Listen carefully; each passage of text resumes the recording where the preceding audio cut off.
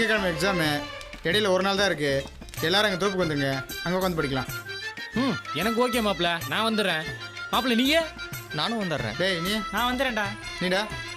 நான் வரலடா, எங்கள் வீட்டில் விட மாட்டானுங்க. இவன் வரமாட்டான் மாப்பிள்ள, நம்ம போகலாம். அவன் வரலன்னா விடு மாப்பிள்ள. நாளைக்கு 4 பேர் நம்ம தோப்புக்கு வந்துடுவான். கம்பல்சரி உட்காந்து படிக்கிறான். இந்த வருஷம் எப்படியா பாஸ் ஆகி இந்த ட்விட்டரில் விட்டு போகிறேன். இந்த ஆள் லட்டு விடுந்தாலும் காலி பண்ணுறான். சூப்பர் மாப்பிள்ள.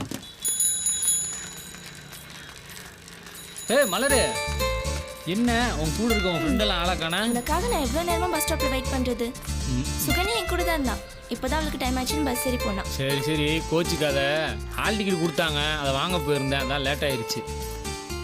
சரி, எந்த சென்டர் உனக்கு போட்டிருக்காங்க? ஓடிதான். சரி ஓகே, போய் உட்காந்து நல்லா படி. என்ன? கண்டிப்பா.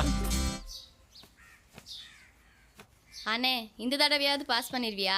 அப்பா தானே உன்னை பற்றியே புலம்புறாருண்ணே.